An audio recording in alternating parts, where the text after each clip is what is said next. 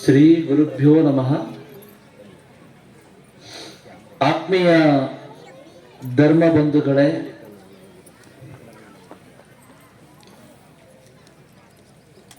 ನಾವೆಲ್ಲರೂ ಕೂಡ ಲಕ್ಷಾಂತರ ವರ್ಷಗಳ ಭವ್ಯವಾದ ಇತಿಹಾಸವನ್ನು ಮತ್ತು ಶ್ರೇಷ್ಠವಾದ ಪರಂಪರೆಯನ್ನು ಹೊಂದಿರತಕ್ಕಂತಹ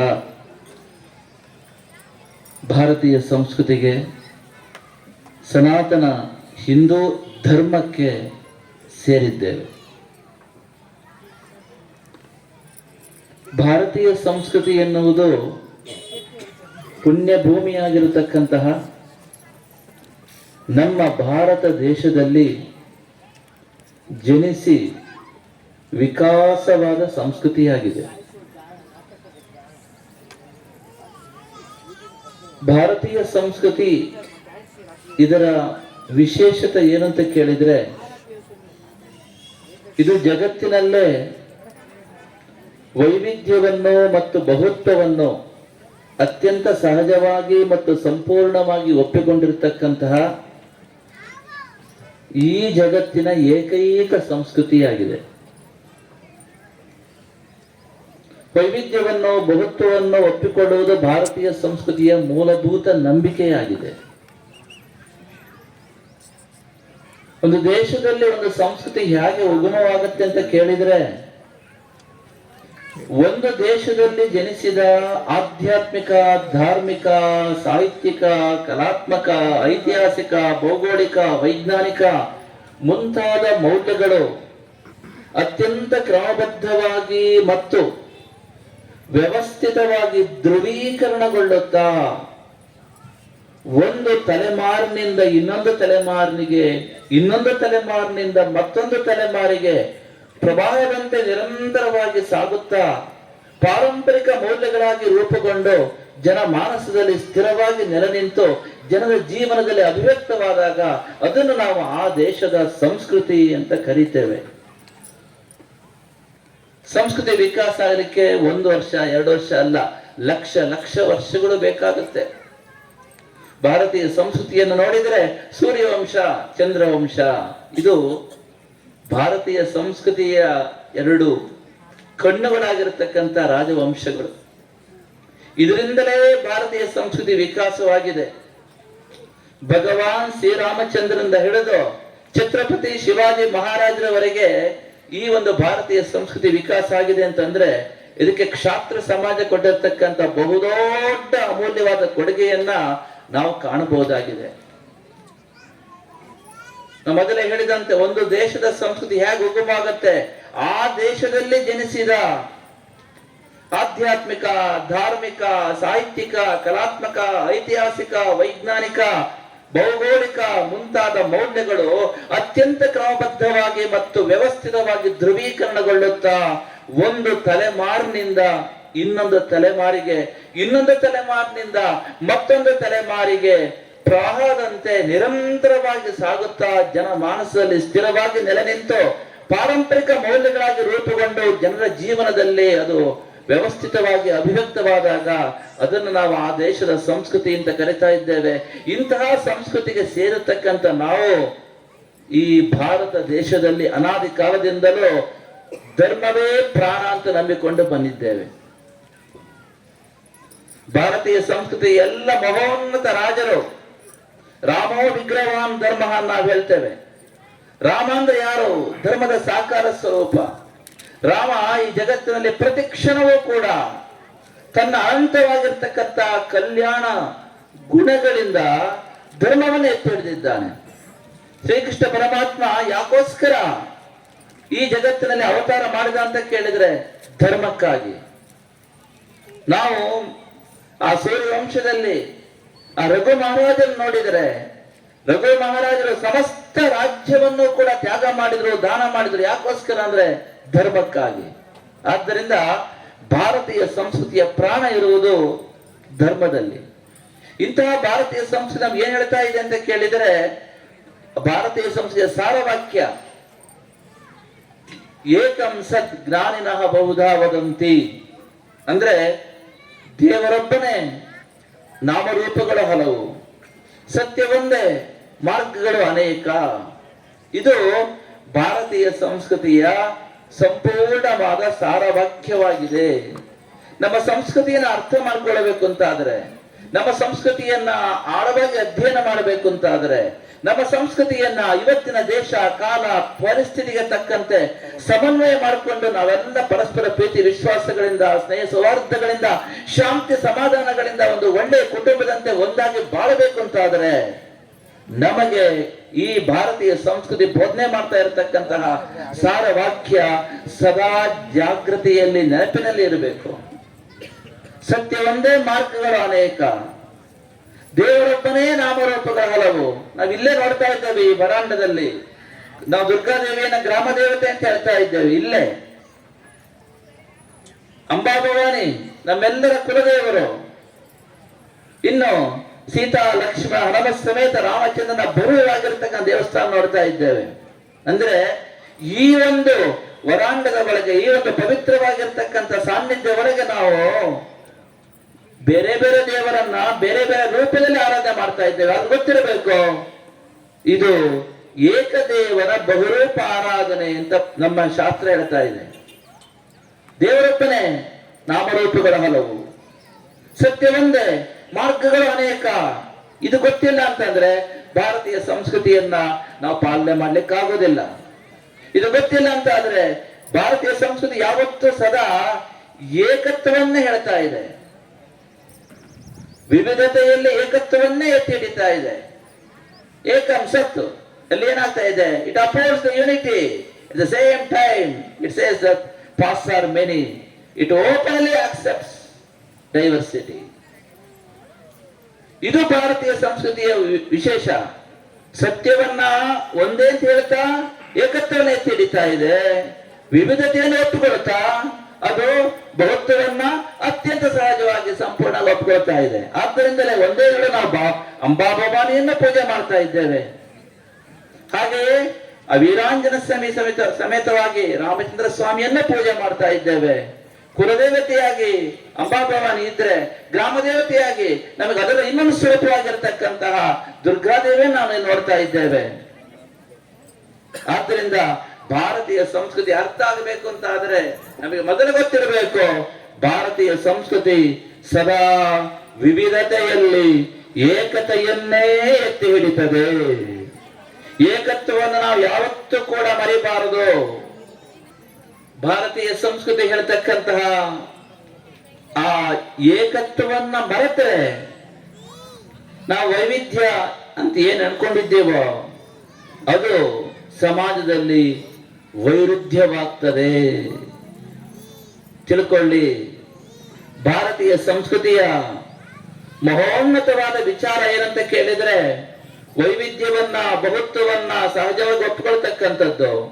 ಆದರೆ ಈ ಒಂದು ಮಹೋನ್ನತವಾದ ವಿಚಾರ ಸದೃಢವಾಗಿ ಇರಬೇಕು ಅಂತಾದರೆ ನಾವೆಲ್ಲ ನಮ್ಮ ಸಂಸ್ಕೃತಿಯನ್ನ, ಶ್ರದ್ಧಾ ಕೇಂದ್ರಗಳನ್ನ ಕಾಪಾಡಿಕೊಳ್ಬೇಕು ಅಂತಾದರೆ ನಮ್ಮ ಮನಸ್ಸಿನಲ್ಲಿ ಸದಾ ಗೊತ್ತಿರಬೇಕು, ನಮ್ಮಲ್ಲಿರ್ತಕ್ಕಂಥ ವೈವಿಧ್ಯ, ನಮ್ಮಲ್ಲಿರ್ತಕ್ಕಂಥ ವಿವಿಧತೆ ಯಾವತ್ತೂ ಕೂಡ ವೈರುಧ್ಯವಾಗಬಾರದು. ವೈರುಧ್ಯ ಅಂದ್ರೆ ಏನೋ, ಆ ದೇವರು ಜಾಸ್ತಿ, ಈ ದೇವರು ಕಡಿಮೆ, ಆ ಸಿದ್ಧಾಂತ ಜಾಸ್ತಿ, ಈ ಸಿದ್ಧಾಂತ ಕಡಿಮೆ, ಆ ಸಿದ್ಧಾಂತವೇ ಸರಿ, ಈ ಸಿದ್ಧಾಂತ ತಪ್ಪು. ಈ ರೀತಿ ಭಾವನೆಗಳು ನಮ್ಮಲ್ಲಿ ಬಂದಾಗ ನಮ್ಮ ಸಂಸ್ಕೃತಿ ಬಲಹೀನವಾಗ್ತದೆ. ಇವತ್ತು ನಮ್ಮಲ್ಲಿ ಆ ರೀತಿಯ ಭಾವನೆ ಇದೆಯೋ ಇಲ್ಲವೋ ಗೊತ್ತಿಲ್ಲ, ಆದರೆ ಈ ಭಾವನೆಗಳನ್ನ ಉಂಟು ಮಾಡಿ ಸನಾತನ ಹಿಂದೂ ಧರ್ಮವನ್ನ, ಭಾರತೀಯ ಸಂಸ್ಕೃತಿಯನ್ನ ಬಲಹೀನಗೊಳಿಸ್ತಕ್ಕಂಥ ಅನೇಕ ದುಷ್ಟ ಶಕ್ತಿಗಳು ಇವತ್ತು ಸಮಾಜದಲ್ಲಿ ಜಾಗೃತವಾಗಿದೆ. ತಿಳ್ಕೊಳ್ಳಿ, ಇದನ್ನೇ ಒಡೆದು ಆಡುವ ನೀತಿ ಅಂತ ನಾವು ಹೇಳ್ತೇವೆ. ನಮ್ಮಲ್ಲಿರ್ತಕ್ಕಂಥ ವೈವಿಧ್ಯವನ್ನ ವೈರುಧ್ಯವಾಗಿ ಪ್ರತಿಬಿಂಬಿಸುವುದು ಬಹಳ ಸುಲಭ. 2000 ವರ್ಷಗಳಿಂದ ನಮ್ಮ ಸಂಸ್ಕೃತಿಯ ಮೇಲೆ ಬಾಹ್ಯ ದಾಳಿ ಆಗ್ತಾ ಇದೆ, ಆಂತರಿಕ ದಾಳಿ ಆಗ್ತಾ ಇದೆ, ರಾಜತಾಂತ್ರಿಕ ದಾಳಿ ಆಗ್ತಾ ಇದೆ. ಈ 3 ದಾಳಿಗಳಿಗೆ ಅವರು ಉಪಯೋಗಿಸಿರ್ತಕ್ಕಂತಹ ಒಂದು ಪ್ರಧಾನವಾದ ಅಂಶ ಅಂತ ಕೇಳಿದ್ರೆ ನಮ್ಮಲ್ಲಿರ್ತಕ್ಕಂಥ ವೈವಿಧ್ಯವನ್ನು ವೈರುಧ್ಯವಾಗಿ ತೋರಿಸುವುದು. ಆದ್ದರಿಂದ ಏನಾಗ್ತಾ ಕೇಳಿದ್ರೆ ನಾವು ಮತಗಳ ಹೆಸರಿನಲ್ಲಿ, ಪಂಥಗಳ ಹೆಸರಿನಲ್ಲಿ, ಸಂಪ್ರದಾಯದ ಹೆಸರಿನಲ್ಲಿ, ಹಾಗೆ ಸಮುದಾಯದ ಹೆಸರಿನಲ್ಲಿ, ಸಿದ್ಧಾಂತದ ಹೆಸರಿನಲ್ಲಿ ಇವತ್ತು ಪರಸ್ಪರ ಅಪನಂಬಿಕೆಗಳ ಅಡ್ಡಗೋಡೆಗಳನ್ನ ಆಕಾಶಷ್ಟು ಎತ್ತರಕ್ಕೆ ಬೆಳೆಸಿಕೊಂಡು ಒಬ್ಬರನ್ನ ಒಂದು ಸಮಾಜ ಇನ್ನೊಂದು ಅನುಮಾನ ನೋಡ್ತಾ ನಾವೇ ನಮ್ಮ ಸಂಸ್ಕೃತಿಯನ್ನ ಬಲಹೀನಗೊಳಿಸ್ಕೊಳ್ತಾ ಇದ್ದೇವೆ. ತಿಳ್ಕೊಳ್ಳಿ, ಭಾರತೀಯ ಸಂಸ್ಕೃತಿ ಯಾವತ್ತೂ ಹೇಳ್ತಾ ಇದೆ ವೈವಿಧ್ಯ ಇದೆ, ಆದ್ರೆ ಏಕತ್ವವೇ ಆ ವೈವಿಧ್ಯತೆಯ ಪ್ರಾಣವಾಗಿದೆ. ಯಾವತ್ತೂ ಕೂಡ ನಾವು ಆ ಒಂದು ಏಕತ್ವದ ತಳಹದಿಯ ಮೇಲೆ ವೈವಿಧ್ಯವನ್ನ ಆಚರಿಸಬೇಕೇ ಹೊರತು ಏಕತ್ವವನ್ನ ಮರೆತು ಯಾವತ್ತೂ ಕೂಡ ನಮ್ಮಲ್ಲಿರ್ತಕ್ಕಂಥ ವೈವಿಧ್ಯವನ್ನ ನಾವು ಪ್ರತಿಬಿಂಬಿಸ್ಲಿಕ್ಕೆ ಹೋದರೆ ಭಾರತೀಯ ಸಂಸ್ಕೃತಿ ಬಲಹೀನವಾಗ್ತದೆ. ಆದ್ದರಿಂದ ಇವತ್ತು ನಮ್ಮ ಸಂಸ್ಕೃತಿಯ ಮೇಲೆ, ನಮ್ಮ ಸಮಾಜದ ಮೇಲೆ ಯಾಕೆ ಇದೇ ರೀತಿ ಪ್ರಹಾರ ಆಗ್ತದೆ ಅಂತ ಕೇಳಿದ್ರೆ ನಾವು ಆ ಏಕತ್ವವನ್ನು ಮರಿತಾ ಇದ್ದೇವೆ. ಆದ್ದರಿಂದ ಆ ಭಾರತೀಯ ಸಂಸ್ಕೃತಿ ಏನ್ ಹೇಳ್ತಾ ಇದೆ, ಸತ್ಯವೊಂದೇ ಮಾರ್ಗಗಳು ಅನೇಕ. ನೀವು ಇಲ್ಲಿಂದ ತಿರುಪತಿಗೆ ಹೋಗಬೇಕು ಅಂದ್ರೆ ಭಾರತೀಯ ಸಂಸ್ಕೃತಿ ಹೇಳ್ತಾ ಇದೆ ನೋಡಿ, ತಿರುಪತಿಗೆ ಹೋಗ್ಬೇಕಾ? ಹೌದು. ನೀವು ಬೆಂಗಳೂರಿಗೆ ಹೋಗಿ, ಹೊಸಕೋಟೆಗೆ ಹೋಗಿ, ಕೋಲಾರಕ್ಕೆ ಹೋಗಿ, ಮುಳಬಾಗಲ ಹೋಗಿ, ಚಿತ್ತೂರಿಗೆ ಹೋಗಿ ತಿರುಪತಿಗೆ ಹೋಗಬಹುದು. ಅದು ಒಂದು ಮಾರ್ಗ.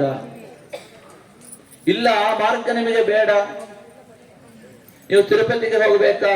ಹೌದು. ನೀವು ಬೆಂಗಳೂರಿಗೆ ಹೋಗಿ, ಅಲ್ಲಿಂದ ಚಿಕ್ಕಬಳ್ಳಾಪುರ ಹೋಗಿ, ಅನಂತಪುರ ಹೋಗಿ, ಅಲ್ಲಿಂದ ಕೂಡ ಕಡಪಕ್ಕೆ ಹೋಗಿ ತಿರುಪತಿಗೆ ಹೋಗ್ಬೋದು. ಅದು ಒಂದು ಮಾರ್ಗ ಇದೆ. ಅದು ಬೇಡಪ್ಪ, ನನಗೆ ಆ ಮಾರ್ಗ ಬೇಡ ಅಂತ ಅನಿಸಿದ್ರೆ ಬೆಂಗಳೂರಿಗೆ ಹೋಗಿ, ಹೊಸೂರಿಗೆ ಹೋಗಿ, ಕೃಷ್ಣಗಿರಿಗೆ ಹೋಗಿ, ವೇಲೂರಿಗೆ ಹೋಗಿ, ಅಲ್ಲಿಂದಲೂ ತಿರುಪತಿಗೆ ಹೋಗಬಹುದು. ಅದು ಒಂದು ಮಾರ್ಗ ಇದೆ. ಇದು ಭಾರತೀಯ ಸಂಸ್ಕೃತಿ. ಅಂದ್ರೆ ಸತ್ಯಕ್ಕೆ ಅನಂತವಾಗಿರ್ತಕ್ಕಂಥ ಮುಖಗಳಿರ್ತವೆ. ಆ ಅನಂತವಾಗಿರ್ತಕ್ಕಂಥ ಸತ್ಯದ ಮುಖವನ್ನ ನಮ್ಮ ಒಂದು ನಮ್ಮ ಸಂಪ್ರದಾಯಕ್ಕೆ ಅನುಸಾರವಾಗಿ, ನಮ್ಮ ಸಾಧನೆಗೆ ಅನುಸಾರವಾಗಿ, ನಮ್ಮ ಚಿಂತನೆಗೆ ಅನುಸಾರವಾಗಿ ಆ ಸತ್ಯದ ಅನಂತ ಮುಖಗಳಲ್ಲಿ ಒಂದು ಮುಖದ ದರ್ಶನವನ್ನ ಮಾಡಿ ಅದರಿಂದ ಆ ಸತ್ಯದ ಸಿದ್ಧಾಂತವನ್ನ ಜಗತ್ತಿಗೆ ಕೊಟ್ಟಿರತಕ್ಕಂಥ ಅನೇಕ ಮಹಾತ್ಮರು ನಮ್ಮಲ್ಲಿದ್ದಾರೆ. ಸಿದ್ಧಾಂತವನ್ನು ಹೇಳಿದ್ರೆ ಅದ್ವೈತ, ವಿಶಿಷ್ಟಾದ್ವೈತ, ಹಾಗೆ ದ್ವೈತ, ಶಕ್ತಿ ವಿಶಿಷ್ಟಾದ್ವೈತ, ಶುದ್ಧಾದ್ವೈತ, ಹೀಗೆ ಅನೇಕ ಸಿದ್ಧಾಂತಗಳನ್ನ ನೋಡ್ತಾ ಇದ್ದೇವೆ ನಾವು. ಇವೆಲ್ಲವೂ ಕೂಡ ಭಾರತೀಯ ಸಂಸ್ಕೃತಿಗೆ ಸೇರಿರ್ತಕ್ಕಂತಹ ಆ ಒಂದೇ ಸತ್ಯದ ಅನೇಕ ಮುಖಗಳು ಆಗಿವೆ. ಇದನ್ನು ಗೊತ್ತಿರಬೇಕು. ನಮ್ಮಲ್ಲಿ ಏಕತ್ವ ಬೆಳೆಬೇಕು ಅಂತ ಆದ್ರೆ ಸಾಂಘಿಕ ಶಕ್ತಿಯಾಗಿ ನಮ್ಮ ಧರ್ಮವನ್ನ, ನಮ್ಮ ಒಂದು ಸಂಸ್ಕಾರವನ್ನ, ನಮ್ಮ ಒಂದು ಆಧ್ಯಾತ್ಮಿಕ ವಿಚಾರವನ್ನ ಇವತ್ತು ಕಾಪಾಡಿಕೊಳ್ಳಬೇಕು ಅಂತ ಆದ್ರೆ ನಮಗೆ ಗೊತ್ತಿರಬೇಕು ಇವೆಲ್ಲವೂ ಸತ್ಯದ ಬೇರೆ ಬೇರೆ ಮುಖಗಳು. ಇಲ್ಲದೇನಾಗುತ್ತೆ, ಅದ್ವೈತ ಸರಿ, ವಿಶಿಷ್ಟ ಅದ್ವೈತ ತಪ್ಪು, ಅಥವಾ ವಿಶಿಷ್ಟ ಅದ್ವೈತ ಸರಿ, ಇನ್ನೊಂದು ತಪ್ಪು.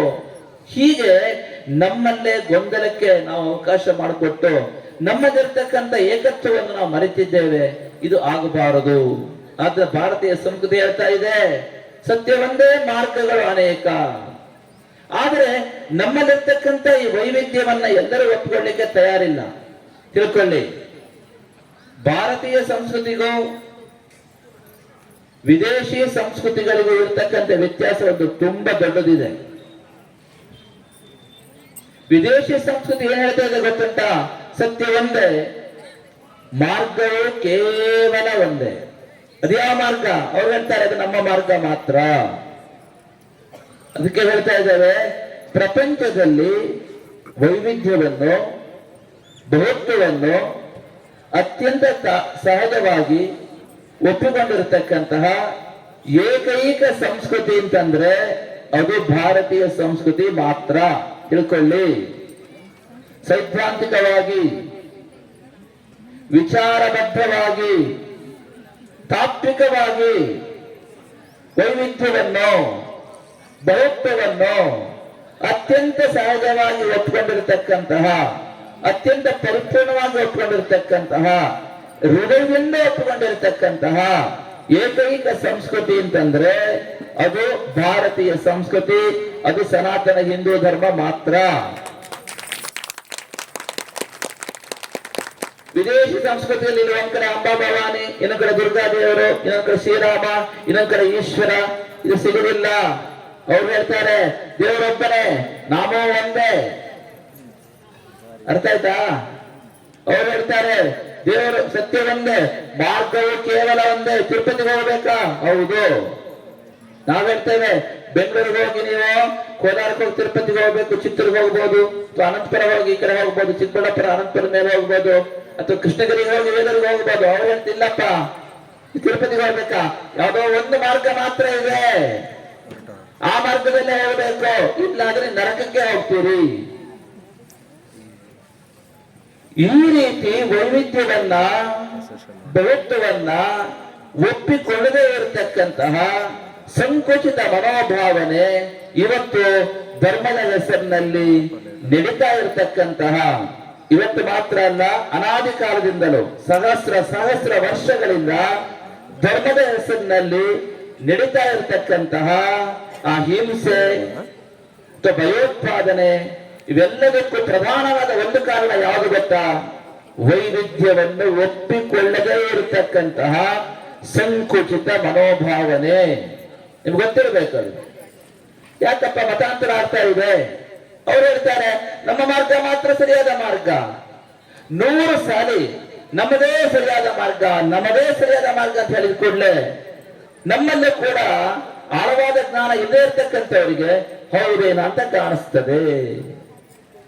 ಆದ್ದರಿಂದ ನಮ್ಮ ಭಾರತೀಯ ಸಂಸ್ಕೃತಿಯ ಮೇಲೆ, ನಮ್ಮ ಸನಾತನ ಧರ್ಮದ ಮೇಲೆ ನಡೀತಾ ಇರತಕ್ಕಂತಹ ಬಾಹ್ಯ ದಾಳಿಗೆ, ಆಂತರಿಕ ದಾಳಿಗೆ, ರಾಜತಾಂತ್ರಿಕ ದಾಳಿಗೆ ಪ್ರಧಾನವಾದ ಅಂಶ ಯಾವುದಂತ ಕೇಳಿದ್ರೆ ವೈವಿಧ್ಯವನ್ನು, ಬಹುತ್ವವನ್ನು ಒಪ್ಪಿಕೊಳ್ಳದೇ ಇರತಕ್ಕಂತಹ ಸಂಕುಚಿತ ಮನೋಭಾವನೆ. ಆದ್ದರಿಂದ ನಾವು ಜಾಗೃತರಾಗಿರಬೇಕು. ನಮ್ಮ ಸಂಸ್ಕೃತಿಯನ್ನು ಉಳಿಸ್ಕೊಳ್ಬೇಕು ಅಂತ ಆದ್ರೆ ನಾವೇನ್ ಮಾಡಬೇಕು? ನಮ್ಮಲ್ಲಿರ್ತಕ್ಕಂಥ ವೈವಿಧ್ಯಗಳ ಹಿಂದೆ ಇರತಕ್ಕಂತಹ ಏಕತ್ವವನ್ನು ಮರೆಯಬಾರದು. ಎಷ್ಟೇ ವೈವಿಧ್ಯ ಇದ್ರೂ ಕೂಡ ನಾವೆಲ್ಲರೂ ಕೂಡ ಹೇಗೆ ಅಂತ ಕೇಳಿದ್ರೆ ದೊಡ್ಡ ವಿಲ್ಲಾಸ ಇರುತ್ತೆ. ಒಂದೇ ಕಾಂಪೌಂಡ್ ಒಳಗೆ 100 ರೀತಿಯ ಮನೆಗಳಿರುತ್ತೆ, ಆದ್ರೆ ಎಲ್ಲವೂ ಆ ವಿಲ್ಲಾಸ್ ನೋಡಿದ್ರೆ ಒಂದು ಕಾಂಪೌಂಡ್ ಒಳಗೆ ಇರುತ್ತದೆ. ಅದೇ ರೀತಿಯಲ್ಲಿ ಭಾರತೀಯ ಸಂಸ್ಕೃತಿಯಲ್ಲಿ ನಾವು ಭಗವಂತನನ್ನ ದಾನ ಮಾರ್ಗದಲ್ಲಿ ಆರಾಧನೆ ಮಾಡ್ತೇವೆ, ಭಗವಂತನನ್ನ ಯೋಗ ಮಾರ್ಗದಲ್ಲಿ ಆರಾಧನೆ ಮಾಡ್ತೇವೆ, ಭಗವಂತನನ್ನ ಭಕ್ತಿ ಮಾರ್ಗದಲ್ಲಿ ಆರಾಧನೆ ಮಾಡ್ತೇವೆ. ಆದ್ರೆ ಎಲ್ಲವೂ ಒಂದೇ ಸತ್ಯವನ್ನು ತಿಳಿಸ್ತದೆ. ಭಗವಂತನನ್ನ ಜ್ಞಾನ ಮಾರ್ಗದ ಸಾಧಕರು ನಿರ್ಗುಣ ನಿರಾಕಾರ ಸ್ವರೂಪದಲ್ಲಿ ಆರಾಧನೆ ಮಾಡ್ತಾರೆ. ಭಗವಂತನನ್ನ ಯೋಗ ಮಾರ್ಗ ಸಾಧಕರು ಸಗುಣ ನಿರಾಕಾರ ರೂಪದಲ್ಲಿ ಆರಾಧನೆ ಮಾಡ್ತಾರೆ. ಅದೇ ಭಗವಂತನನ್ನ ಭಕ್ತಿ ಮಾರ್ಗದ ಸಾಧಕರು ಸಗುಣ ಸಾಕಾರ ರೂಪದಲ್ಲಿ ಆರಾಧನೆ ಮಾಡ್ತಾರೆ. ಅದೇ ಭಗವಂತನನ್ನ ಇವತ್ತು ಅಗ್ನಿಯ ಮೂಲಕ ಆರಾಧನೆ ಮಾಡ್ತೇವೆ, ಅದೇ ಭಗವಂತನನ್ನ ವಿಗ್ರಹ ಆರಾಧನೆ ಮೂಲಕ ಮಾಡ್ತೇವೆ, ಅದೇ ಭಗವಂತನನ್ನು ನಾವು ಪ್ರಕೃತಿಯ ಮೂಲಕ ಆರಾಧನೆ ಮಾಡ್ತೇವೆ. ಇದು ಭಾರತೀಯ ಸಂಸ್ಕೃತಿ. ಇಲ್ಲಿ ಆರಾಧನಾ ಪದ್ಧತಿಗಳು, ಉಪಾಸನಾ ಮಾರ್ಗಗಳು ಎಷ್ಟೋ ಇದಾವೆ, ಆದ್ರೆ ಎಂದೆಂದಿಗೂ ಕೂಡ ಎಲ್ಲವೂ ಬೋಧನೆ ಮಾಡುವುದು ಏಕತ್ವವನ್ನು ಮಾತ್ರ. ಆದ್ದರಿಂದ ನಾವೆಲ್ಲ ಸಾಂಘಿಕ ಶಕ್ತಿಯಾಗಿ ಒಂದಾಗಿ ಇರಬೇಕು ಅಂತಾದ್ರೆ ಭಾರತೀಯ ಸಂಸ್ಕೃತಿ ನಮಗೆ ಆಳವಾಗಿ ಬೋಧನೆ ಮಾಡ್ತಾ ಇರತಕ್ಕಂತಹ ಈ ಒಂದು ಏಕತ್ವವನ್ನ ಯಾವತ್ತಿಗೂ ನಾವು ಮರೆಯಬಾರದು. ಯಾವ ಮಾರ್ಗದಲ್ಲಿ ಹೋದರೂ ಕೂಡ ನಮ್ಮ ಮಾರ್ಗದಲ್ಲಿ ಶ್ರದ್ಧೆ ಇದ್ರೆ ಖಂಡಿತವಾಗಿ ಗುರಿ ಮುಟ್ತೇವೆ ಅಂತ ಹೇಳ್ತಕ್ಕಂತಹ ಆತ್ಮವಿಶ್ವಾಸ ಇಟ್ಟುಕೊಂಡು ನಾವು ಮುಂದಕ್ಕೆ ಸಾಗಬೇಕು.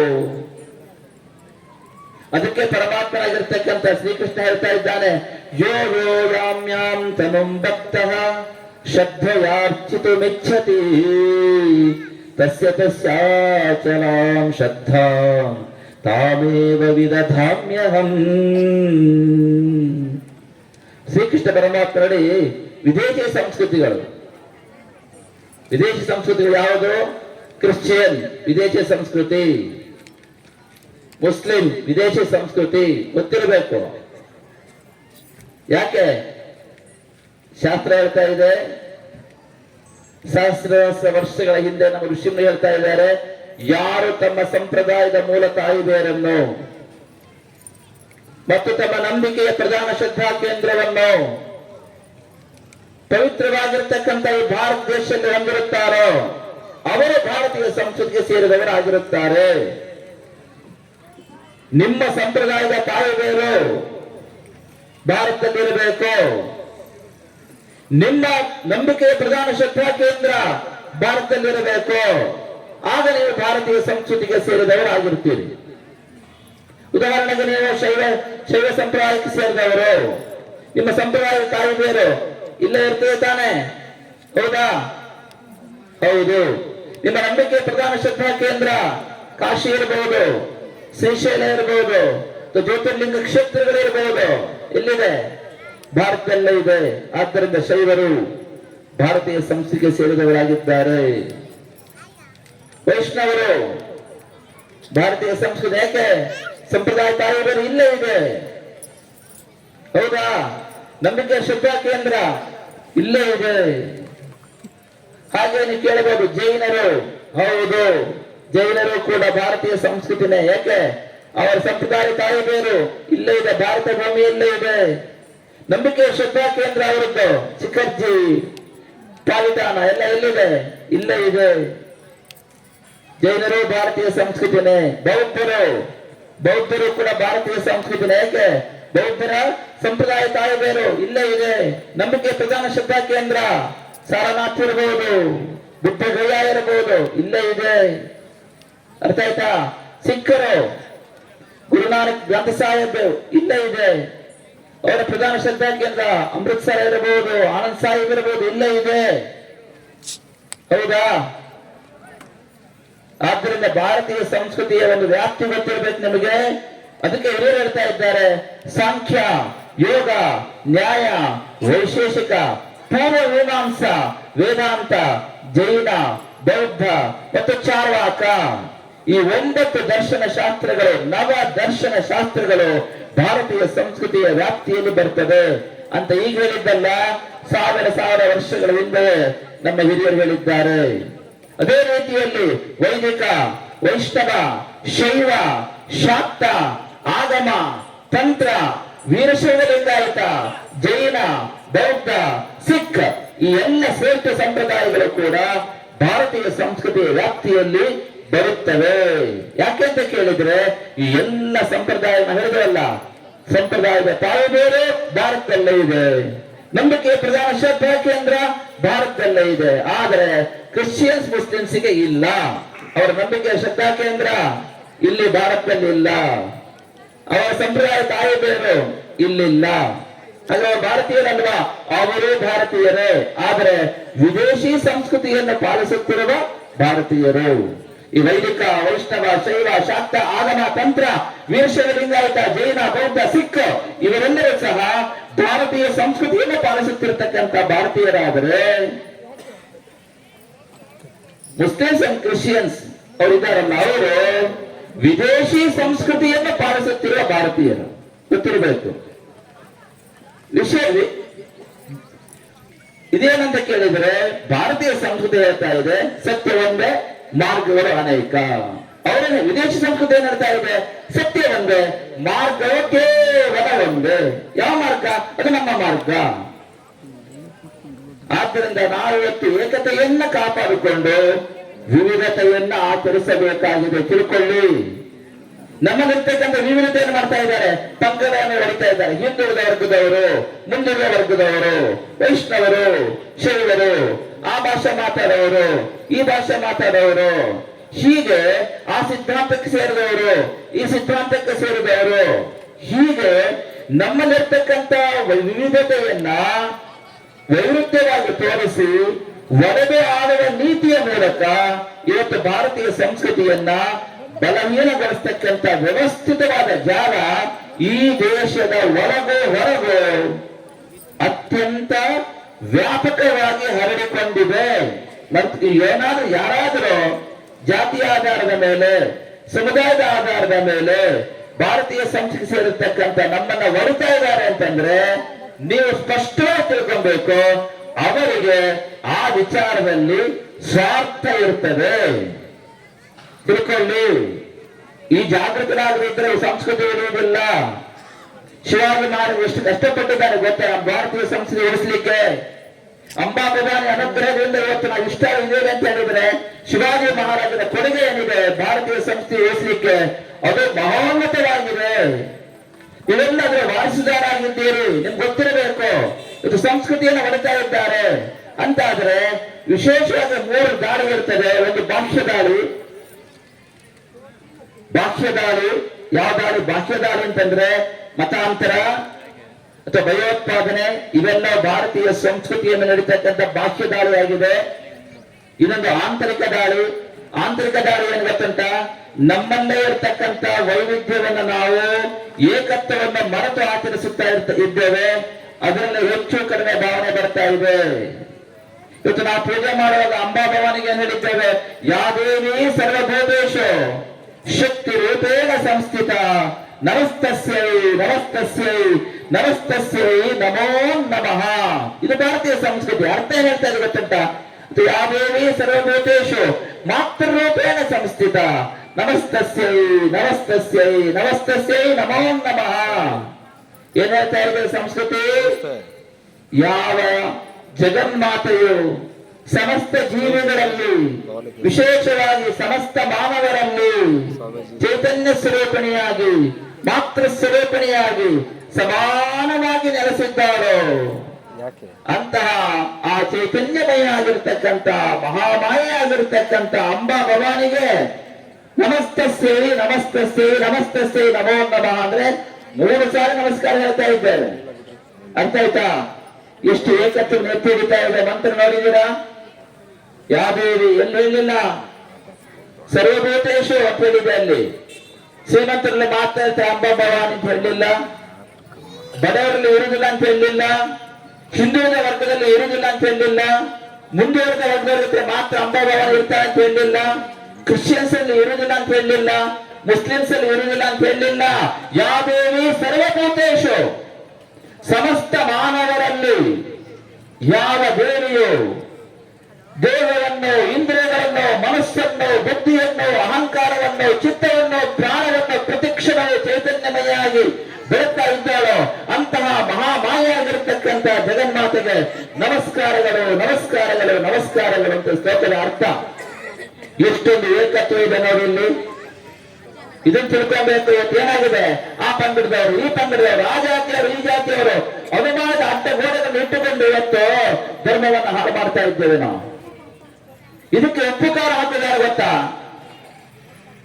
3ನೇ ದಾಳಿ ರಾಜತಾಂತ್ರಿಕ ದಾಳಿ. ಗೊತ್ತಿರಬೇಕು ಆತ್ಮೀಯರೇ, ಧರ್ಮ ಬಂಧುಗಳೇ, ನಮ್ಮ ಧರ್ಮದ ಮೇಲೆ 3 ದಾಳಿ ನಡೀತಾ ಇದೆ.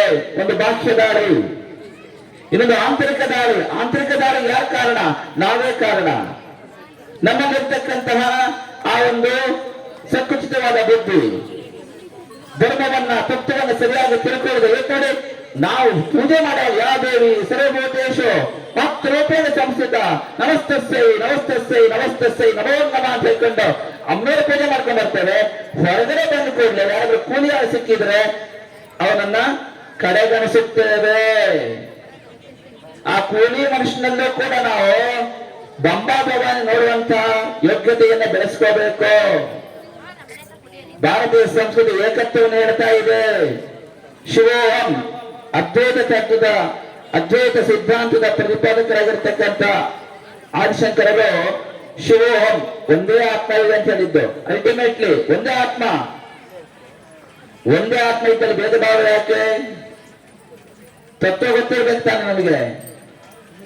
ಒಬ್ರು ಮಾತ್ರ ಶಿವ, ವೆಂಕಟೇಶ್ ಲಾಡ ಮಾತ್ರ ಶಿವೋಹಂ, ರೂಪೇಶ್ ಅಲ್ಲ ಅಂತ ಹೇಳಲಿಲ್ಲ. ಎಲ್ಲರೂ ಅದೇ. ಅಜ್ಞಾನ ಇರೋರಿಗೆ ನಮ್ಗೆ ಗೊತ್ತಾಗೋದಿಲ್ಲ. ನಾ ಶ್ರೀಮಂತ, ನಾನು ಬಡವ, ನಾನು ವಿದ್ಯಾವಂತ, ಅವನು ಅವಿದ್ಯಾವಂತ, ನನಗೆ ಅಧಿಕಾರ ಇದೆ, ಇನ್ನೊಬ್ಬರಿಗೆ ಅಧಿಕಾರ ಇಲ್ಲ, ನಾನು ಹಿಂದುಳಿದ ವರ್ಗ, ಅವನು ಮುಂದುವರೆದ ವರ್ಗ, ಅಥವಾ ನಾನು ವಯಸ್ಸು ಕಮ್ಮಿ, ಅವನ ವಯಸ್ಸು ಜಾಸ್ತಿ. ಈ ರೀತಿ ನಾವು ಭೇದ ಭಾವ ಮಾಡ್ತೇವೆ. ಆದರೆ ತತ್ವ ಗೊತ್ತಾದ ನಂತರ ಭೇದ ಭಾವ ಇಲ್ಲ. ಭಾರತೀಯ ಸಂಸ್ಕೃತಿ ಹೇಳ್ತಾ ಇದೆ ಎಲ್ಲರೂ ಒಂದೇ. ವ್ಯಾವಹಾರಿಕವಾಗಿ ಬೇರೆ ಇರಬಹುದು, ಅದು ಪಾರಮಾರ್ಥಿಕವಾಗಿ ಪ್ರತಿಯೊಬ್ಬರು ಒಂದೇ ಅಂತ ಹೇಳ್ತಾ ಇದೆ. ಆದ್ದರಿಂದ ಭಾರತೀಯ ಸಂಸ್ಕೃತಿ ಬೋಧನೆ ಮಾಡ್ತಕ್ಕಂಥ ಏಕತ್ವವನ್ನ ನಾವು ಸದಾ ನೆನಪಲ್ಲಿಟ್ಟುಕೊಳ್ಬೇಕು. ನಾವು ಧರ್ಮವನ್ನ ಕಾಪಾಡಬೇಕು.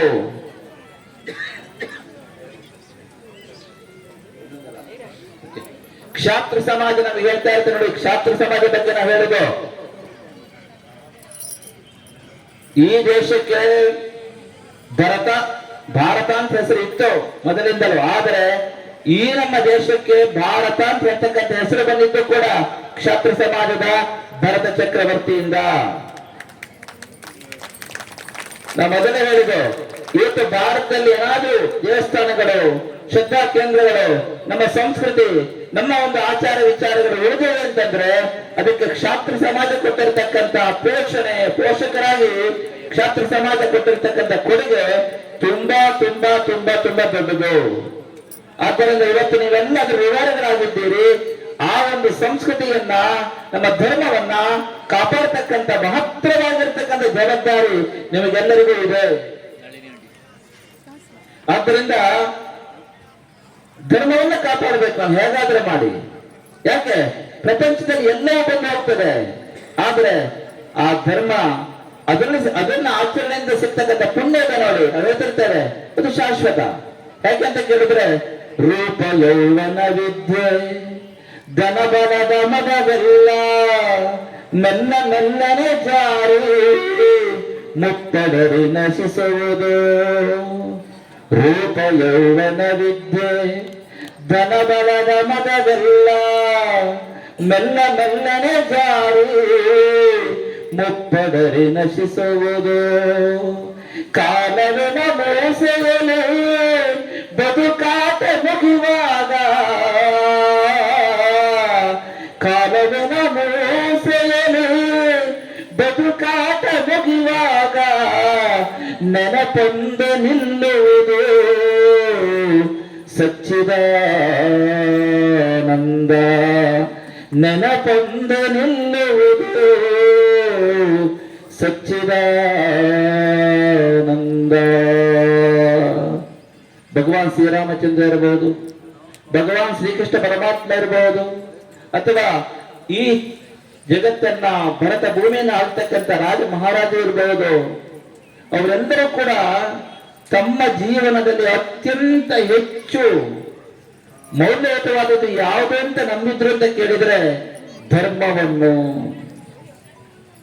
ಧಾರಣಾತ್ ಧರ್ಮ ಇತ್ಯಾವುದು ಧರ್ಮೋ ಧಾರಯತೆ ಪ್ರಜಾ. ಇದು ಭಾರತೀಯ ಸಂಸ್ಕೃತಿಯ ಆ ಒಂದು ಧರ್ಮದ ಬಗ್ಗೆ ಕೊಟ್ಟಿರ್ತಕ್ಕಂಥ ವ್ಯಾಖ್ಯಾನವಾಗಿದೆ. ಧರ್ಮ ಎಲ್ಲದಕ್ಕಿಂತಲೂ ದೊಡ್ಡದು. ಆದ್ದರಿಂದ ನಾವು ಭಗವಾನ್ ಶ್ರೀರಾಮಚಂದ್ರನ ಧರ್ಮದ ಸಾಕಾರ ಸ್ವರೂಪ ಅಂತ ಹೇಳ್ತೇವೆ. ಅದಕ್ಕೆ ನಾವು ಹೇಳ್ತಾ ಇದ್ದೇವೆ, ಧರ್ಮ ನಾವು ಮಾಡತಕ್ಕಂಥ ಸಂಸ್ಕಾರ ಇದೆ ನೋಡಿ, ಅದು ಮಾತ್ರ ಉಳಿತದೆ. ರೂಪ ಯೌವನ ವಿದ್ಯೆ ಧನ ಬಲದ ಮದವೆಲ್ಲ ಮೆಲ್ಲ ಮೆಲ್ಲನೆ ಜಾರಿ ಮುತ್ತಡರಿ ನಶಿಸುವುದು. ಏನೇ ಆಗಲಿ, ರೂಪ ಇರಲಿ, ಯೌವನ ಇರಲಿ, ವಿದ್ಯೆ ಇರಲಿ, ಅಧಿಕಾರ ಇರಲಿ, ಅಂತಸ್ತು ಇರಲಿ, ಪ್ರಭಾವ ಇರಲಿ, ಏನೇ ಇರಲಿ, ಮನುಷ್ಯ ಮಾತ್ರ ಧರ್ಮವನ್ನ, ನ್ಯಾಯ ಮಾರ್ಗವನ್ನ, ಸತ್ಪಥವನ್ನ, ಸನ್ಮಾರ್ಗವನ್ನ, ಮೌಲ್ಯಯುತವಾದ ಜೀವನವನ್ನು ಮರೆಯಬಾರದು. ಯಾಕೆ ಇವೆಲ್ಲ ಕಾಲ ಪ್ರವಾಹದಲ್ಲಿ, ಕಾಲದ ನಿರಂತರವಾಗಿರ್ತಕ್ಕಂಥ ಪ್ರವಾಹದಲ್ಲಿ ಕೊಚ್ಚಿಕೊಂಡು ಹೋಗ್ತದೆ. ಇದು ನಿಲ್ಲೋದು ಒಂದೇ ನೀವು ಮಾಡುತ್ತಕ್ಕಂಥ ಒಳ್ಳೆ ಕೆಲಸಗಳು. ಇವತ್ತು ನಮ್ಮ ವೆಂಕಟೇಶ್ ಲಾಡ್ ಅವರ ಆಧ್ವರ್ಯದಲ್ಲಿ, ನೇತೃತ್ವದಲ್ಲಿ ಅಖಿಲ ಕರ್ನಾಟಕ ಲಾಡ್ ಸಮಾಜ ಬಾಂಧವರೆಲ್ಲರೂ ಸೇರಿಕೊಂಡು ಕೇವಲ 11 ತಿಂಗಳಲ್ಲಿ ಒಂದು ಇತಿಹಾಸವನ್ನೇ ಸೃಷ್ಟಿ ಮಾಡಿದ್ದೀರಿ ನೀವು. ಇದು ಆಗಬೇಕು. ಇತಿಹಾಸ ಸೃಷ್ಟಿಯಲ್ಲಿ ನಡೆದಿದೆ.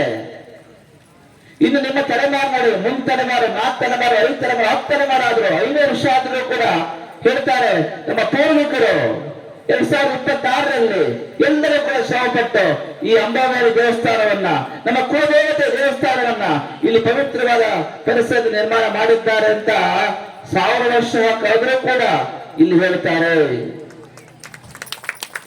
ಇತಿಹಾಸದ ಸೃಷ್ಟಿ ನಡೆದಿದೆ ಇವತ್ತು. ಇದೇ ಆಗಬೇಕು ನಾವು. ಬದುಕು ಬಹಳ ಬಹಳ ಬಹಳ ಬಹಳ ಕಡೆ ಅಲ್ಪ. ಇದ್ದಷ್ಟು ದಿವಸ 4 ಜನರ ಬದುಕಿಗೆ ಬೆಳಕಾಗುವಂತೆ ಬಾಳಬೇಕು. ನಮ್ಮ ನಮ್ಮ ಚೌಕಟ್ಟಿನ ಒಳಗೆ ಇತಿಮಿತಿಯೊಳಗೆ ಎಲ್ಲರೂ ಕ್ರಾಂತಿ ಪುರುಷರಾಗಕ್ಕೆ ಸಾಧ್ಯ ಇಲ್ಲ. ಆದರೆ ನಮ್ಮ ನಮ್ಮ ಚೌಕಟ್ಟಿನ ಒಳಗೆ 4 ಜನರ ಬದುಕಿಗೆ ಬೆಳಕಾಗುವಂತೆ ಬಾಳಿದಾಗ ಬದುಕು ಸಾರ್ಥಕ ಆಗುತ್ತೆ. ಒಳ್ಳೆ ಕೆಲಸ ಮಾಡಬೇಕು. ಸಮಾಜದ ಹಿತಕ್ಕೆ ಪೂರಕವಾದ ಕೆಲಸ ಮಾಡಬೇಕು. ಕೇವಲ ವೈಯಕ್ತಿಕ ಉನ್ನತಿ ಅಲ್ಲದೆ ಕುಟುಂಬದ ಕ್ಷೇಮ, ಸಮಾಜದ ಹಿತ, ದೇಶದ ಅಭಿವೃದ್ಧಿ, ವಿಶ್ವದ ಕಲ್ಯಾಣ ಇದನ್ನ ಸಾಧಿಸುವ ಕೆಲಸವನ್ನ ಮಾಡಬೇಕು. ಅದಕ್ಕೆ ಹೇಳ್ತಾ ಇದ್ದಾರೆ, ಮಾಡಿಲ್ಲ ಅನ್ಕೊಳ್ಳಿ ಬದುಕಾಗಿ ಹೋಗುತ್ತೆ. 1000 ಕೋಟಿ ರೂಪಾಯಿ ಇರ್ಬೋದು ಬ್ಯಾಲೆನ್ಸ್, ಏನ್ ಮಾಡ್ತೀರಾ? ಆತ್ಮತೃಪ್ತಿ ಇರೋದಿಲ್ಲ.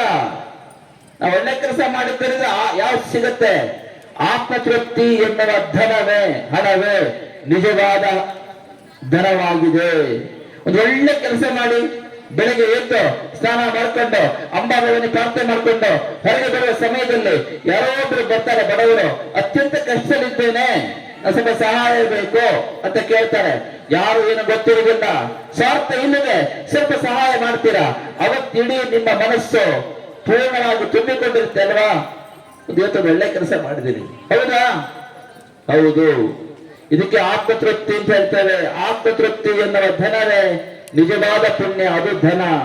ಆದ್ದರಿಂದ ಹೇಳ್ತಾ ಇದ್ದೇವೆ, ರೂಪ ಯೌವನ ವಿದ್ಯೆ ಧನ ಬಲದ ಮದವೆಲ್ಲ ಮೆಲ್ಲ ಮೆಲ್ಲನೆ ಜಾರಿ ಮುತ್ತಡರಿ ನಶಿಸುವುದು. ಹೇಗೆ ಅಂತ ಕೇಳಿದ್ರೆ, ಕಾಲವಿನ ಮೋಸೆಯಲಿ ಬದುಕಾಟ ಮುಗಿಯುವಾಗ ನೆನಪೊಂದು ನಿಲ್ಲುವುದು ಸಚ್ಚಿದಾನಂದ. 80 ವರ್ಷ ಆಯ್ತು ಪ್ರಶ್ನೆ ಮಾಡ್ಕೊಂಡ್ರೆ, ಬದುಕು ಏನ್ ಮಾಡಿದೆ ಗೊತ್ತಿಲ್ಲ. ಯಾಕೆ ಬಂದಿದ್ದೀರಿ ಭೂಮಿ ಮೇಲೆ ಗೊತ್ತಿಲ್ಲ. ಎಲ್ಲಿ ಹೋಗ್ತಾ ಇದ್ದೇನೆ ಗೊತ್ತಿಲ್ಲ. ದೇಹ ಬಿಟ್ಟ ನಂತರ ಬದುಕು ಇರ್ತದ ಗೊತ್ತಿಲ್ಲ. ನೋಡಿ, ಗೊತ್ತಿಲ್ಲದ ಪ್ರಪಂಚದಲ್ಲಿ ಎತ್ತೆತ್ತೋ ಸಾಕ್ತಾ ಇದ್ದೇವೆ ನಾವು. ಬದುಕು ನಿರಂತರವಾದ ಪ್ರಯಾಣ ಆಗಿದೆ. ಅದು ಬೇರೆ ಪ್ರಯಾಣಕ್ಕೂ ಬದುಕಿನ ಪ್ರಯಾಣಕ್ಕೂ ಇರ್ತಕ್ಕಂಥ ವ್ಯತ್ಯಾಸ ಏನು ಗೊತ್ತುಂಟ? ಬೇರೆ ಪ್ರಯಾಣ ಆದ್ರೆ ಗೊತ್ತು ನಿಮಗೆ, ಇಲ್ಲಿಂದ ತಿರುಪತಿಗೆ ಹೋಗ್ಬೇಕು, ಗೊತ್ತು ನಿಮಗೆ ಎಲ್ಲಿ ಇರಬೇಕು, ಯಾವ ರೂಟು, ಎಷ್ಟು ಗಂಟೆ ಪ್ರಯಾಣ, ಎಲ್ಲಿ ಸ್ಟಾಫು, ಎಲ್ಲಿ ರಿಫ್ರೆಶ್ ಮಾಡ್ಕೋಬೇಕು, ಎಷ್ಟೊತ್ತಿಗೆ ಸೇರ್ತದೆ, ಎಷ್ಟೊತ್ತಿಗೆ ದೇವರ ದರ್ಶನ ಆಗುತ್ತೆ ಗೊತ್ತು. ಬೇರೆ ಪ್ರಯಾಣಕ್ಕೂ ಬದುಕಿನ ಪ್ರಯಾಣಕ್ಕೂ ಇರ್ತಕ್ಕಂಥ ವ್ಯತ್ಯಾಸ ಏನು ಗೊತ್ತುಂಟ? ಈ ಬದುಕಿನ ಪ್ರಯಾಣದಲ್ಲಿ ರೋಡ್ ಗೊತ್ತಿಲ್ಲ. ಪ್ರಕೃತಿ ಯಾವ ಸಮಯದಲ್ಲಿ ಬೇಕಾದ್ರೂ, ವಿಧಿ ಯಾವ ಸಮಯದಲ್ಲಿ ಬೇಕಾದ್ರೂ, ಯಾರಿಗೆ ಯಾವ ರೀತಿ ಪೆಟ್ಟು ಬೇಕಾದ್ರೂ ಕೊಡಬಹುದು. ಪ್ರಕೃತಿ ಅಥವಾ ವಿಧಿ ತನ್ನ ವಕ್ರ ಮುಖವನ್ನು ಯಾರ ಮೇಲೆ ಯಾವ ಬೇಕಾದ್ರೂ ತೋರಿಸಬಹುದು. ಬದುಕಿನ ಪ್ರಯಾಣದ ದಾರಿ ಯಾರಿಗೂ ಸ್ಪಷ್ಟ ಇಲ್ಲ. ಯಾವ ಲೆಫ್ಟ್ ಹೊಡಿತದೆ, ಯಾವ ರೇಟಿ ಹೊಡಿತದೆ, ಯಾವ ಸ್ಟ್ರೇಟ್ ಹೋಗ್ಬೇಕು ಗೊತ್ತಿಲ್ಲ. ಹೋಗಲಿ, ಗಮ್ಯಸ್ಥಾನ ಇದೆಯಾ ಅದು ಗೊತ್ತಿಲ್ಲ. ಎಷ್ಟು ದಿವಸ ಬದುಕಬೇಕು ಗೊತ್ತಿಲ್ಲ. ದೇವರನ್ನು ಬಿಡುವುದು, ಬದುಕಿನ ಪ್ರಯಾಣಕ್ಕೆ ಫುಲ್ ಸ್ಟಾಪ್, ಕಾಮನ ಅದು ಗೊತ್ತಿಲ್ಲ. ಗೊತ್ತಿಲ್ಲದ ಪ್ರಪಂಚದಲ್ಲಿ ನಾವು ಸಾಕ್ತಾ ಇದ್ದೇವೆ. ಆದರೂ ನಂಬಿಕೆಯ ಆಶಾದೀಪವನ್ನು ಹಿಡ್ಕೊಂಡು ಈ ಬದುಕಿನ ಪ್ರಯಾಣ ನಿರಂತರವಾಗಿ ಸಾಗ್ತಾ ಇದೆ. ಆ ಜ್ಯೋತಿ ಯಾರು ಅಂತ ಕೇಳಿದ್ರೆ ಧರ್ಮವೇ ಜ್ಯೋತಿಯಾಗಿದೆ. ಅದನ್ನ ನಾವು ಬೆಳಗಬೇಕಾಗಿದೆ. ಆದ್ದರಿಂದ ಕೇಳ್ತಾ ಇದ್ದೇವೆ, ಕಾಲವಿನ ಮೋಸೆಯಲ್ಲಿ ಬದುಕಾಟ ಮುಗಿಯುವಾಗ ನೆನಪೊಂದು ನಿಲ್ಲುವುದು. ನೀವು ಮಾಡಿರ್ತಕ್ಕಂಥ ಒಳ್ಳೆ ಕೆಲಸ, ಅದರಿಂದ ಉಂಟಾಗಿರ್ತಕ್ಕಂಥ ಸಂಸ್ಕಾರ ನೆನಪು, ನೀವು ಮಾಡ್ತಕ್ಕಂಥ ಕೆಟ್ಟ ಕೆಲಸ, ಅದರಿಂದ ಉಂಟಾಗಿರ್ತಕ್ಕಂಥ ಸಂಸ್ಕಾರ ನೆನಪು, ಅದು ಮಾತ್ರ ಹಿಡಿತದೆ. ಆದ್ದರಿಂದ ನಾವೇನ್ ಮಾಡಬೇಕು? ಧರ್ಮವನ್ನು ಎತ್ತಿ ಹಿಡಿಯಬೇಕು. ಈ ದೃಷ್ಟಿಕೋನ ಇಟ್ಟುಕೊಂಡು ಭಾರತೀಯ ಸಂಸ್ಕೃತಿ ಇರತಕ್ಕಂತಹ ಆ ಏಕತ್ವವನ್ನು ಎತ್ತಿ ಹಿಡಿಯುವುದಕ್ಕಾಗಿ, ಭಾರತೀಯ ಸಂಸ್ಕೃತಿಯ ಮಹೋನ್ನತಿಗಾಗಿ, ಭಾರತೀಯ ಸಂಸ್ಕೃತಿಯ ಸದೃಢತೆಗಾಗಿ, ಭಾರತೀಯ ಸಂಸ್ಕೃತಿಯನ್ನು ಎಲ್ಲ ಆಯಾಮದಲ್ಲಿ ಸದೃಢಗೊಳಿಸುವುದಕ್ಕಾಗಿ ಭಾರತೀಯ ಸಂಸ್ಕೃತಿಗೆ ಸೇರಿರ್ತಕ್ಕಂಥ ಎಲ್ಲ ಪೂಜ್ಯ ಸಂತರು ಸೇರಿಕೊಂಡು ಒಂದು ಮಹೋನ್ನತವಾಗಿರ್ತಕ್ಕಂಥ ಸಂಕಲ್ಪ ಮಾಡಿದ್ದಾರೆ. ಅದರ ಬಗ್ಗೆ ನಾವು ಕಳೆದ ಸಾಲ ನಮ್ಮ ಬೆಂಗಳೂರಿನ ಕೈಲಾಸ ಆಶ್ರಮದಲ್ಲಿರ್ತಕ್ಕಂಥ ಲಾಡ್ ಸಮಾಜದ ಆ ಸಮಾವೇಶದಲ್ಲಿ ಹೇಳಿದ್ದು, ಸುಮಾರು 1,000 ದೇಶದ 1,500 ಪೀಠಾಧಿಪತಿಗಳು ಈ ಭಾರತೀಯ ಸಂಸ್ಕೃತಿಯನ್ನು ಸೇರಿರ್ತಕ್ಕಂಥ ಪೀಠಾಧಿಪತಿಗಳು. ಭಾರತೀಯ ಸಂಸ್ಕೃತಿ ಹೇಳಿಕ್ ನಾ ಹೇಳಿದಲ್ಲ, ಭಾರತೀಯ ಸಂಸ್ಕೃತಿ ಹೇಳಿಕೊಂಡೆ ವೈದಿಕ, ವೈಷ್ಣವ, ಶೈವ, ಶಾಕ್ತ, ಆಗಮ, ವೀರಶೈವ, ಲಿಂಗಾಯತ, ಜೈನ, ಬೌದ್ಧ, ಸಿಖ್ ಈ ಎಲ್ಲವೂ ಸೇರ್ಕೊಳ್ತದೆ. ಈ ಎಲ್ಲ ಸಂಪ್ರದಾಯಗಳಿಗೆ ಸೇರಿರ್ತಕ್ಕಂಥ ಸುಮಾರು 1,500 ಪೀಠಾಧಿಪತಿಗಳು ಸೇರಿಕೊಂಡು ಭಾರತೀಯ ಸಂಸ್ಕೃತಿಯ ಸಂರಕ್ಷಣೆಗಾಗಿ ಭಾರತೀಯ ಸಂಸ್ಕೃತಿ ಇರ್ತಕ್ಕಂಥ ಎಲ್ಲರೂ ಕೂಡ ಒಂದು ಸಮಾನ ಚೌಕಟ್ಟಿನೊಳಗೆ ಹೃದಯದಿಂದ ಒಂದಾಗಿ ಬಾಳುವಂತೆ ಮಾಡಲು ಒಂದು ಮಹೋನ್ನತವಾದ ಸಂಕಲ್ಪ ಮಾಡಿಕೊಂಡು ಭಾರತೀಯ ಸಂತ ಮಹಾಪರಿಷತ್ತು ಎನ್ನುವ ಮಹಾಪರಿಷತ್ತು ಆರಂಭ ಮಾಡಿದ್ದಾರೆ. ನಮ್ಮ ಮೈಸೂರು ಪ್ರಬೋಧಕರೊಬ್ಬರು ಇದ್ದಾರೆ ಇಲ್ಲಿ, ಅಮ್ಮ ಆಗ್ಲಿ ಕೆಲಸ ಮಾಡ್ತಾ ಇದ್ದಾರೆ ಅವರು ಮೈಸೂರಿನಲ್ಲಿಗೆ. ತಿಳ್ಕೊಂಡಿದ್ರ ಉದ್ದೇಶ ಏನ್ ಗೊತ್ತುಂಟ, ಭಾರತೀಯ ಸಂಸ್ಕೃತಿಗೆ ಸೇರಿರ್ತಕ್ಕಂಥ ಎಲ್ಲರನ್ನು ಒಂದು ಸಮಾನ ಚೌಕಟ್ಟಿನ ಒಳಗೆ ಹೃದಯದಿಂದ ಒಂದಾಗಿ ಬಾಳುವಂತೆ ಮಾಡಬೇಕು ಉದ್ದೇಶ. ಈ ಉದ್ದೇಶವನ್ನ ಸಾಧಿಸಲು ಎಲ್ಲ ಈ ಭಾರತೀಯ ಸಂಸ್ಕೃತಿಯನ್ನು ಪ್ರತಿನಿಧಿಸ್ತಾ ಇರತಕ್ಕಂಥ ಎಲ್ಲ ಸಂಪ್ರದಾಯದ ಪೀಠಾಧಿಪತಿಗಳು, ಸಂತರು, ಮಹಾಂತರು ಸೇರಿಕೊಂಡು 2 ಸಂಕಲ್ಪವನ್ನ ಮಾಡಿದ್ದಾರೆ ಒಂದು ಉದ್ದೇಶದ ಸಾಧನೆಗಾಗಿ. ಒಂದು, ಭಾರತೀಯ ಸಂಸ್ಕೃತಿಗೆ ಸೇರಿದ ಎಲ್ಲರಿಗೂ ಸಹ ಅವರವರ ಸಂಪ್ರದಾಯಕ್ಕೆ ಅನುಸಾರವಾಗಿಯೇ ಜೀವನದಲ್ಲಿ ಸಮಾನವಾಗಿ ಪಾಲಿಸಲು ಒಂದೇ ರೀತಿಯ ಸಂಸ್ಕಾರ, ಏಕರೂಪ ಆಚಾರ ಸಂಹಿತೆ, ಯೂನಿಫಾರ್ಮ್ ರಿಚುವಲ್ ಕೋಡ್ ಇದನ್ನ ಜಾರಿಗೆ ತರುವುದು. ಇನ್ನೊಂದು, ಭಾರತೀಯ ಸಂಸ್ಕೃತಿಗೆ ಸೇರಿದ ಎಲ್ಲಾ ಮಕ್ಕಳ ಬದುಕನ್ನು ಮೌಲ್ಯಯುತವಾಗಿ ರೂಪಿಸಲು ಒಂದೇ ರೀತಿಯ ಸಂಸ್ಕಾರ ಶಿಕ್ಷಣ. ಈ 2 ಮಹೋನ್ನತವಾದ ಕ್ರಿಯಾ ಯೋಜನೆಗಳನ್ನು ಹಮ್ಮಿಕೊಂಡು ಅತ್ಯಂತ ರಚನಾತ್ಮಕವಾಗಿರ್ತಕ್ಕಂಥ ಪ್ರಾಯೋಗಿಕ ವಿಧಾನಗಳೊಂದಿಗೆ, ಯೋಜನಾಬದ್ಧವಾಗಿರ್ತಕ್ಕಂಥ ಕಾರ್ಯ ಪ್ರಣಾಳಿಕೆಗಳೊಂದಿಗೆ, ಸ್ಪಷ್ಟವಾಗಿರ್ತಕ್ಕಂಥ ಪರಿಕಲ್ಪನೆಯೊಂದಿಗೆ ಇದನ್ನ ಜಗತ್ತಾದ್ಯಂತ ಜಾರಿಗೊಳಿಸಲಿಕ್ಕೆ ಭಾರತೀಯ ಸಂತ ಮಹಾಪರಿಷತ್ತು ತನ್ನ ಕಾರ್ಯಯೋಜನೆಯನ್ನು ಹಮ್ಮಿಕೊಂಡಿದೆ. ಮುಂಬರುವ ದಿನಗಳಲ್ಲಿ ಸಮಾಜಕ್ಕೆ ನಾವು ಬರ್ತೇವೆ. ಅವತ್ತು ನಾವು ಲಾಡ್ ಸಮಾಜ ಅವರು ಕರೆದ ಇದನ್ನೇ ನಾವು ಹೇಳಿದ್ದು, ಸಮಸ್ತ ಅಖಿಲ ಕರ್ನಾಟಕ ಲಾಡ್ ಸಮಾಜ ಎಲ್ಲರೂ ಕೂಡ ಈ ಭಾರತೀಯ ಸಂತ ಮಹಾಪರಿಷತ್ತಿಗೆ ಜೋಡಿಸ್ಕೊಳ್ಬೇಕು. ಯಾಕೆಂತ ಕೇಳಿದ್ರೆ, ನಾವು ಮೊದಲೇ ಹೇಳ್ತಾ ಇದ್ದೇವೆ, ಲಕ್ಷಾಂತರ ವರ್ಷಗಳಿಂದ ನಮ್ಮ ಸಂಸ್ಕೃತಿಯನ್ನು ಕಾಪಾಡಿಕೊಂಡು ಬಂದಿದ್ದು ಈ ಕ್ಷತ್ರಿಯ ಸಮಾಜ. ಯಾವ ಸಂದೇಹವೂ ಇಲ್ಲ, ಯಾವ ಸಂಶಯವೂ ಇಲ್ಲ. ಕ್ಷತ್ರಿಯ ಸಮಾಜವೇ ನಮ್ಮ ಸಂಸ್ಕೃತಿಯನ್ನ ಕಾಪಾಡಿಕೊಂಡು ಅದಕ್ಕೆ ರಾಜಾಶ್ರಯವನ್ನ ಕೊಟ್ಟು ಇವತ್ತರಿಗೆ ಕಾಪಾಡಿಕೊಂಡು ಬಂದಿದೆ. ಮುಂದೆ ಕೂಡ ಅಂಬಾಭವಾನಿ ಅನುಗ್ರಹದಿಂದ ಅದನ್ನು ನೀವು ಸಮರ್ಥವಾಗಿ ನೀವೆಲ್ಲರೂ ನಡೆಸಬೇಕಾಗಿದೆ. ಅದಕ್ಕೆ ನೀವೆಲ್ಲರೂ ಕೂಡ ಆ ಭಾರತೀಯ ಸಂತ ಮಹಾಪರಿಷತ್ತಿಗೆ ಕೈ ಜೋಡಿಸಬೇಕು ಅಂತ ಹೇಳ್ತಾ, ಇವತ್ತಿನ ಈ ಶುಭ ಸಂದರ್ಭದಲ್ಲಿ ಅತ್ಯಂತ ಮೊದಲೇ ಹೇಳಿದ ಒಂದು ಮಹಾನ್ನತವಾದ ಕಾರ್ಯ ಇಲ್ಲಿ ನಡೆದಿದೆ. ಶಿರಾದ ಈ ಒಂದು ಪವಿತ್ರವಾದ ಪರಿಸರದಲ್ಲಿ ಅಂಬಾಭವಾನಿ ದೇವಾಲಯ ಪುನರ್ನಿರ್ಮಾಣಗೊಂಡಿದೆ. ಅಷ್ಟೇ ಅಲ್ಲ, ಆ ಭಗವಾನ್ ಶ್ರೀರಾಮಚಂದ್ರನ ವೀರಾಂಜನೇಯ ಸ್ವಾಮಿ ದೇವಾಲಯದಲ್ಲಿ ಇವತ್ತು ವಿಶೇಷವಾಗಿರ್ತಕ್ಕಂಥ ಪೂಜೆ ಪುರಸ್ಕಾರಗಳು ನಡೆದಿದೆ. ಈ ಎಲ್ಲ ಕಾರ್ಯಕ್ರಮ ಸಾಂಗವಾಗಿ ಸಂಪನ್ನಗೊಳ್ತಾ ಇದೆ. ಇದಕ್ಕೆ ಕಾರಣ ಅಂತ ಕೇಳಿದ್ರೆ, ಮುಖ್ಯವಾಗಿ ನಾವು ಹೇಳಬೇಕು, ಅಖಿಲ ಕರ್ನಾಟಕ ಲಾಡ್ ಸಮಾಜದವರು ಎಲ್ಲರೂ ಸೇರಿದ್ದೀರಿ. ಆದ್ರೆ ಮುಂದಿಟ್ಟುಕೊಂಡು ನಮ್ಮ ವಿಶೇಷವಾಗಿ ವೆಂಕಟೇಶ್ ಲಾಡ್ ಅವರು ವಿಶೇಷವಾಗಿ ತೋರಿಸ್ಕೊಂಡಿದ್ದಾರೆ. ಈ ಕಾರ್ಯಕ್ರಮ ಯಾವುದೇ ಆಗ್ಬೇಕು, ಯಾವುದೇ ಕಾರ್ಯಕ್ರಮ ಆಗ್ಲಿಕ್ಕೆ ಮಾರ್ಗದರ್ಶನ ಮಾಡ್ಬೇಕಲ್ವಾ ಅಂತ ಸಮರ್ಥವಾದ ಮಾರ್ಗದರ್ಶನವನ್ನ ನಮ್ಮ ಒಂದು ಸಂಸ್ಕೃತಿಗೆ ಅನೇಕ ದಶಕಗಳನ್ನ ಮಾಡ್ಕೊಂಡು ಬರ್ತಾ ಇದ್ದಾರೆ ನಮ್ಮ ಗೋಪಾಲಕೃಷ್ಣ ಶರ್ಮಾ ಅವರು. ಗೋಪಾಲಕೃಷ್ಣ ಶರ್ಮಾ ಅವರು ನಿಮ್ಗೆ ಗೊತ್ತು, ಸುವರ್ಣ ಚಾನಲ್ ಇರಬಹುದು, ಜಿ ಟಿವಿ ಇದ್ದಾರೆ. ಈಗ ಅವರು ವಿಶೇಷವಾಗಿ ನಮ್ಮ ಸಾಂಸ್ಕೃತಿಕ ಪರಂಪರೆಯನ್ನ, ನಮ್ಮ ದೈವಿಕ ಪರಂಪರೆಯನ್ನ, ನಮ್ಮ ಶ್ರದ್ಧಾ ಕೇಂದ್ರಗಳ ಮಹತ್ತರವಾಗಿರತಕ್ಕಂತಹ ಆ ಒಂದು ಮೌಲ್ಯವನ್ನ ಇವತ್ತು ಇಡೀ ದೃಶ್ಯ ಮಾಧ್ಯಮದ ಮೂಲಕ, ಟಿವಿ ಮಾಧ್ಯಮದ ಮೂಲಕ ಪ್ರತಿನಿತ್ಯವೂ ಕೂಡ ಸಮಸ್ತ ಕರ್ನಾಟಕ ಜನತೆಗೆ, ಇಡೀ ಭಾರತದ ದೇಶದ ಪರಂಪರೆಗೆ ತಿಳಿಸಿಕೊಳ್ಳುವಲ್ಲಿ ಅತ್ಯಂತ ಮಹತ್ತರವಾಗಿರ್ತಕ್ಕಂಥ ಸೇವೆಯನ್ನ ನಮ್ಮ ಗೋಪಾಲಕೃಷ್ಣ ಶರ್ಮಾ ಮಾಡ್ಕೊಂಡು ಬರ್ತಾ ಇದ್ದಾರೆ. ನಾವು ಭಗವಂತನ ಪ್ರಾರ್ಥನೆ ಮಾಡ್ಕೊಳ್ತಾ ಇದ್ದೇವೆ, ಅಂಬಾಭವಾನಿ ಪ್ರಾರ್ಥನೆ ಮಾಡ್ಕೊಳ್ತಾ ಇದ್ದೇವೆ. ನಮ್ಮ ನಾಡು ನುಡಿ ಸಂಸ್ಕೃತಿಗೆ ಇನ್ನಷ್ಟು ಸೇವೆಯನ್ನ ಪರಮಾತ್ಮ ನಮ್ಮ ಗೋಪಾಲಕೃಷ್ಣರಿಂದ ಮಾಡಿಸಿಕೊಳ್ಳಿ. ಅವರ ಜ್ಯೋತಿಷ್ಯದಲ್ಲೂ ಕೂಡ ವಿಶೇಷವಾಗಿರ್ತಕ್ಕಂಥ ಪ್ರಭಾವ ಇದೆ.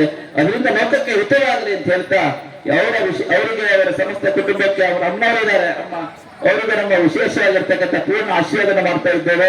ಹಾಗೆ ಇವತ್ತಿನ ಕಾರ್ಯದ ಕೇಂದ್ರ ಬಿಂದು ನಮ್ಮ ಲಾಡ್ ಅವರು, ಅವರ ತಮ್ಮ ಇದ್ದಾರೆ ವಿಶ್ವನಾಥ್ ಲಾಡ್ ಅವರನ್ನ, ರಂಗನಾಥ ಲಾಡ್ ಅವರು ಇದ್ದಾರೆ.